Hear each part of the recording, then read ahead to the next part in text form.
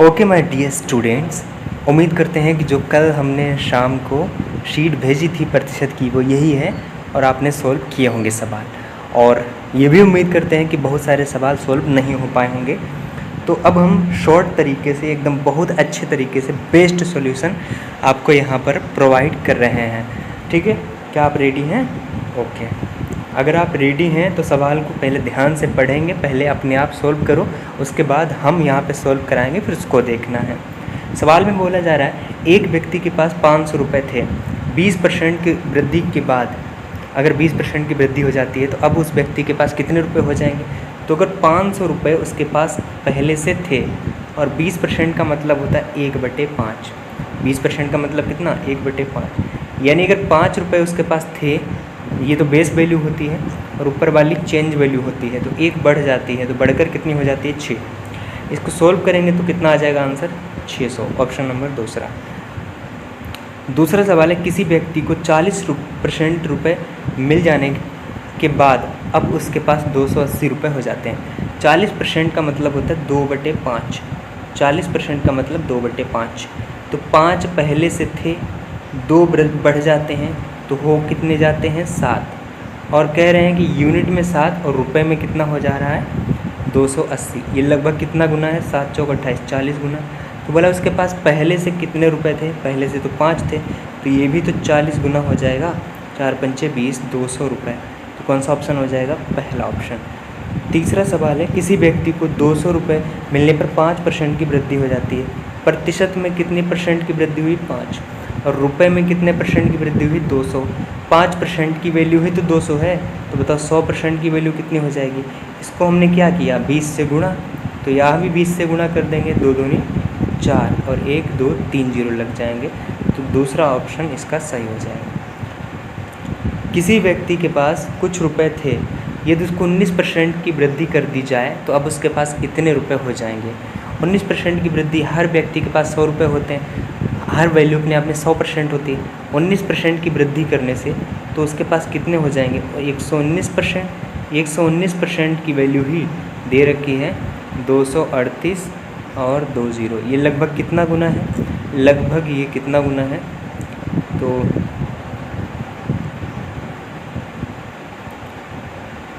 लगभग आपको दिख रहा होगा 119 दूना 38, 200 गुना है। कितना गुना है? 200 गुना है। ठीक है, 200 गुना। तो बोला है कि उस व्यक्ति के पास पहले कितनी वृद्धि हो जाएगी? पहले कितने रुपए थे ये नहीं पूछा है, वृद्धि हो जाएगी। तो वृद्धि कितनी हो रही है? 19% की, तो 19% की वैल्यू पूछा है। अगर ये 200 गुना है तो ये भी तो 200 गुना हो जाएगा। 19 दूना 38, 19 दूना 38 और डबल जीरो लग जाएंगे। 3800 रुपये है कोई ऑप्शन? बिल्कुल पहला ऑप्शन ठीक है। एक अमीर व्यक्ति बहुत ज़्यादा रुपए कमाता है, इसलिए गरीबों में दान करता है। पहले महीने वो 4% दान देता है, दूसरे महीने 8% दान देता है और तीसरे महीने 18% दान देता है। कुल मिलाकर इतने रुपए दान दिया। तीसरे महीने कितना दान दिया? मतलब तीसरे महीने परसेंटेज में कितना दिया? 18%। तो 18 से कटना चाहिए कि नहीं? 9 से भी कटना चाहिए, 2 से भी कटना चाहिए। ये 9 से नहीं कटता, ये भी 9 से नहीं कटता, ये भी 9 से नहीं कटता, ये 9 से कटता है। यही आंसर है। इसको अगर करना चाहो तो कैसे करेंगे? 4%, 8%, 18% सबको जोड़ेंगे, कितना होता है? 30%। 30% का मान ही तो दे रखा है, ये कितना है? 9000। लगभग कितना गुना है? तो 0 से 0 कट जाएगा। 3% का मान है 900, तो 18% का मान कितना हो जाएगा? 3 से 18 जाने में 6 से गुणा करेंगे, तो यहाँ भी 6 से गुणा कर देंगे। 6 9 54 और 2 जीरो लग जाएंगे, तो 5400 इसका सही आंसर हो जाएगा। ठीक है, आगे बढ़ते हैं। ए बी से 10% अधिक है। 10% का मतलब है 10 से 11 है, 10 से 11 है। अगर बी का मान 10 है तो ए का मान कितना है? 11। तो बी कितना कम है ए से? तो बताओ 11 से 10 कितना कम है? ये 1 कितने पर? 11 पर। 1/11 कितना होता है? 9 सही 1/11%। इसको 100 से गुणा कर देंगे, 11 से भाग लगाएंगे, आंसर आ जाएगा। ठीक है, मतलब ए बी से 25% अधिक है। 25% का मतलब होता है 1/4, यानी 4 है तो बी का मान अगर 4 है तो ए का मान कितना है? 5। अब बोला बी ए से कितना % कम है, तो बताओ कितना कम है? ये 1 कम है। 1 कम है कितने पर? 5 पर। 1/5 कितना होता है? 20%। चलो अगला सवाल है किसी वस्तु का प्राइस 25% बढ़ जाने से खपत में, हम लोग जानते हैं कि एक्सपेंडिचर बराबर क्या होता है, प्राइस इनटू कंजम्पशन। अगर एक्सपेंडिचर खर्चे को समान रखना है तो जो रेशियो इसका प्राइस का होगा, कंजम्पशन का रेशियो जस्ट उसका उल्टा होता है। तो प्राइस जो है 25% बढ़ जाता है। 25% का मतलब होता है 1/4, 4 से कितना हो जाता है 5। तो कंजम्पशन का रेशियो जस्ट इसका उल्टा हो जाएगा, कितना हो जाएगा 5 से 4। अगर 5 था तो 4 करना पड़ेगा, तो कितना कम करना पड़ेगा, 1 कितने पर, 5 पर कम करना पड़ेगा। और 1/5 कितना होता है 20%। सबके समझ में आ गया होगा। अगला सवाल जस्ट बिल्कुल सेम टू सेम इसी तरह है। 40% की वृद्धि करने से, मूल्य में 40% की वृद्धि करने से खपत में कितने परसेंट की कमी हो जाएगी। 40% का मतलब 2/5, यानी 5 से कितना हो जाएगा, प्राइस का रेशियो कितना हो जाएगा, 5 से 7 हो जाएगा। तो कंजम्पशन का रेशियो जस्ट इसका उल्टा हो जाएगा, 7 से 5। अगर खर्चा सेम रखना है तो, खर्चे को पहले जैसा रखना है तो बताओ कितना कम हुआ, 2। कितने पर कम हुआ, 7 पर। 7 पर 2 कम हुआ है, तो बताओ 100 पर कितना हुआ होगा, 100 से गुणा कर देंगे तो प्रतिशत में हमारा आंसर आ जाएगा। किसी वस्तु का मूल्य और खपत दोनों 20%। हम जानते हैं खर्चा बराबर क्या होता है, expenditure, price into consumption. Price भी बढ़ रहा है यहाँ पर, कंजम्पशन भी बढ़ रहा है। जब भी गुणा में 2 चीज़ें बढ़ती हों प्रतिशत में, तो वहाँ पर हम लोग सक्सेसिव लगाते हैं। तो ये 20% बढ़ा है, ये भी 20% बढ़ा है। 20 का सक्सेसिव क्या होता है, 40%। फार्मूला तो आपको याद ही है ना, a + b + ab/100, ab/100। ये फार्मूला लगा देंगे और हमारे पास आंसर कितना आ जाएगा, 44। अगला सवाल है, एक व्यक्ति अपनी आय का 20% खर्च करता है। हम जानते हैं आय अगर 100 रुपये है, कितना रुपये कमाया उसने, 100 रुपये। 20 खर्चा कर दिया, खर्चा कितना किया, 20। तो बताओ बचाया कितना होगा, उसने 80 बचाया होगा। ये है आय, ये है खर्चा और ये है बचत। 5% की वृद्धि हो जाती है खर्चे में, खर्चा तो ये है ना, तो 20 का 5% कितना होता है, 1 की वृद्धि हो जाती है। बताओ आय में कोई वृद्धि हुई है क्या, आय में कोई वृद्धि नहीं हुई तो 0। तो इसके बचत में कितने % की कमी हो जाएगी। तो यहाँ पर हम क्या वैल्यू रखें कि जोड़ने पर 0 आ जाए, तो -1। तो 1 की कमी हो जाएगी, कितने पर, बताओ कितने पर हो रही है कमी, 80 पर। तो बताओ 100 पर कितनी हो जाएगी। तो इसको सोल्व करेंगे और हमारे पास प्रतिशत में आंसर आ जाएगा। अगला सवाल है, एक व्यक्ति अपनी इनकम का 50% खर्च करता है। अगर 50 उसने खर्चा कर दिया तो बचाया कितना होगा, 50। तो कमाया कितना होगा, 100। हर वैल्यू अपने आप में 100% होती है। अब बोला बचत 10% कमी हो जाती है। बचत तो ये है, 50 का 10% कितना होता है, 1 की कमी हो जाती है। उसके खर्चे में कितने प्रतिशत की वृद्धि हो जाएगी, खर्चा ये रहा, कितने % की वृद्धि हो जाएगी। अगर यहाँ 1 की कमी हुई है तो यहाँ आय में तो कुछ बोला नहीं गया है, तो आय हो जाएगा 0। तो यहाँ अगर 1 की कमी है तो यहाँ 1 की वृद्धि हो जाएगी। तो अगर 1 की वृद्धि हो रही है 50 पर, तो बताओ 100 पर कितनी हो रही होगी, 2 से गुणा कर देंगे, 2% इसका आंसर। अगला सवाल है, एक व्यक्ति अपनी आय का 50% खर्च करता है। अगर 50% उसने खर्च किया है तो बताओ बचाया कितना होगा, 50। तो इस हिसाब से कमाया कितना होगा, 100 रुपये कमाए होंगे, 100% वैल्यू कमाई होगी। ये बात समझ में आ रही है, ठीक है। 100 रुपये कमाए होंगे। 25% इनकम 25% बढ़ जाती है, तो इनकम रही ये 25% यहाँ पर वृद्धि हो गई, वृद्धि। बचत में कितने % की वृद्धि हो जाएगी, ये बचत है, कितने % की वृद्धि हो जाएगी। तो पहले तो खर्चा, अगर पहले 50% हो रहा था तो आज भी 50% हो रहा होगा, तो 25 का 50% कितना होता है, 12%। अगर 12.5%, ठीक है, 12.5, यहाँ 25 रुपये की वृद्धि हुई है मान लेते हैं, तो 12.5 रुपये की कमी हो जाएगी यहाँ पर, ठीक है। तो बताओ बचत कितने बढ़ जाएगी, अगर यहाँ माइनस की हो रही है, अगर यहाँ माइनस की है, ठीक है, ये वैल्यू माइनस की है, तो बताओ यहाँ पर तो माइनस का प्लस का हो जाएगा ना 12, तभी तो प्लस का 25 आएगा, तभी तो प्लस का 25। अरे सॉरी, यहाँ पर गलत सॉरी, ये गलत हो रहा है। आगे बोला है इनकम 25% बढ़ जाती है, इनकम 25% बढ़ जाती है, ठीक है।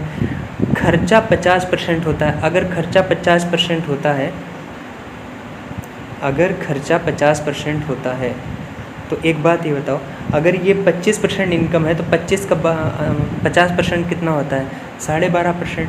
तो 12.5 तो ये ले गया, तो यहाँ पर क्या वैल्यू रखें कि हमारे पास 25 हो जाए, तो यहाँ पर रखना पड़ेगा 12.5। 12.5, तभी तो 25 होगा जोड़ने पर। तो अगर 50 पर बचत 50 पर 12.5 हो रही है, तो बताओ 100 पर कितना हो रही होगी? 2 से गुणा यहाँ करेंगे, 2 से गुणा यहाँ करेंगे, तो कितना हो जाएगा? 25% आंसर हमारा सही हो जाएगा। ठीक है, अगला सवाल करते हैं। हिंदी के एक सब्जेक्ट जिसका पूर्णांक 200 है, 200 में से किसी के 150 मार्क्स आ रहे हैं, तो बताओ 100 में से कितने आ रहे होंगे? इसको 2 से भाग कर देंगे, क्योंकि यहाँ 2 से भाग करेंगे 100 बनाने के लिए, तो यहाँ भी 2 से भाग कर देंगे, तो 75% इसका क्या आ जाएगा? एकदम राइट आंसर आ जाएगा। अगला सवाल है, हुदाक ने 1300 में से 900 मार्क्स आए हैं। अगर 1300 में से 900 आए तो बताओ 100 में से कितने आए हैं? तो 13 से भाग लगा देंगे इसको, क्योंकि 13 से इसको भाग लगाएंगे 100 बनाने के लिए, तो 13 से हमें यहाँ भी भाग लगाना पड़ेगा, तो 13 से 900 को भाग लगा देंगे, हमारे पास आंसर आ जाएगा। ठीक है, अगला सवाल, ए बी से 20% अधिक है। 20% का मतलब 1/5, तो 1/5 का मतलब है 5 से 6 है, 5 से 6। अगर b का मान 5 है तो a का मान 6 है, तो b जो है a से कितना % कम है? तो बताओ कितना कम है? 1 कितने पर कम है? 6 पर कम है। 1/6 कितना होता है? 16.66%, 16.66%। 100 से यहाँ पर गुणा कर देंगे, 6 से भाग लगा देंगे, आंसर आ जाएगा। अगला सवाल है, 200 रुपये को यदि 2 बार 20% बढ़ाया जाता है तो टोटल कितने रुपए हो जाएंगे? 200 रुपये थे, 20% का मतलब 5 से कितना हो जाएगा? 6/5 मल्टीप्लाइंग फैक्टर होता है। 20% 2 बार बढ़ाया गया है, तो इसकी पावर लगा देंगे 2। इसको सोल्व करेंगे, 5 × 5 = 25 से 00 काटेंगे 4 बार, 4 दूनी 8 से, और यहाँ 6 छंग 36, तो 8 × 36 की गुणा कर देंगे और हमारे पास आंसर आ जाएगा। सबके समझ में आया? अगर नहीं आया तो फिर से समझ लो। देखो 200 रुपये पहले से थे, 20% बढ़ाया तो 5 से कितना हो गया? 6। ये तो 1 साल में हुआ, एक बार में हुआ, तो अगले बार में 5 से 6 हो जाएगा। अब इसको सोल्व करेंगे तो आंसर कितना आ जाएगा? 5 × 5 = 25, चौक 100, और 4 दूनी 8, 6 छंग 36, 8 और 36 की गुणा कर लेंगे, आंसर आ जाएगा। अगर अभी भी नहीं समझ में आ रहा है तो एक तरीका और देखो, 200 रुपये उसके पास थे, 20% 2 बार बढ़ाया गया, तो 20% 2 बार बढ़ाया गया, तो 20 का सक्सेसिव कितना होता है? 20 का सक्सेसिव लगा सकते हैं, a + b ab/100 वाला, तो आ जाएगा 44%। तो 44% निकालना है हमें। अगर 44% बढ़ा है तो बढ़कर हो कितना % जाएगा? 144%। इसको सोल्व करेंगे, 00 से 00, 144 दूना 288, हमारे पास सही आंसर आ जाएगा। ठीक है, अब भी अगर समझ में नहीं आया तो आपके समझ में आएगा भी नहीं कभी। यदि किसी वर्ग की भुजा को 10% बढ़ाया जाता है तो उसके क्षेत्रफल में कितने % की वृद्धि हो जाएगी? हम जानते हैं कि एरिया बराबर होता है भुजा का स्क्वायर। भुजा का स्क्वायर मतलब भुजा गुणा भुजा 2 बार।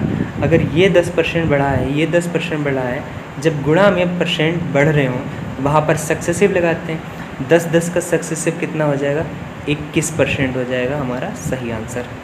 ठीक है, अगला सवाल है, यदि किसी आयत की लंबाई को 20% बढ़ाया जाता है, उसकी चौड़ाई को 10% बढ़ाया जाता है, उसके क्षेत्रफल में कितने % की वृद्धि हो जाएगी?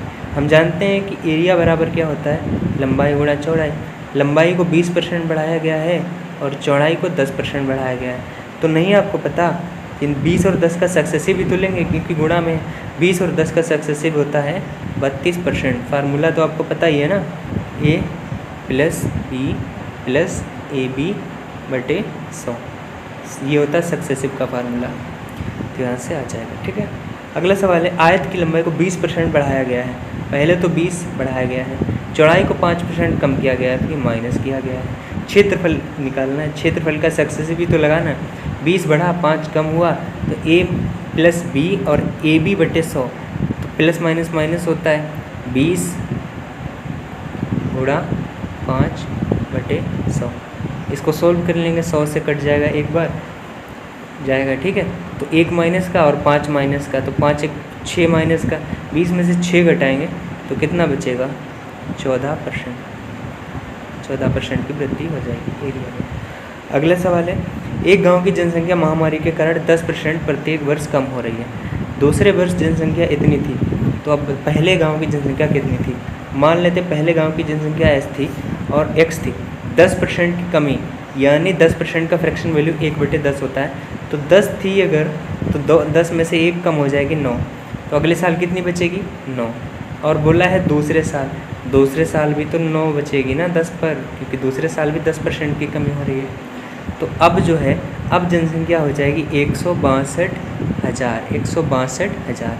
इसको सोल्व करना है, 9 ने 81 से जाएगा 2000 बार, 2000 बार, और डबल ज़ीरो नीचे है तो डबल ज़ीरो यहाँ पे लग जाएगा। 2 लाख जनसंख्या उस गाँव की थी। अगर अभी भी समझ में नहीं आ रहा है तो दूसरा तरीका समझाते हैं।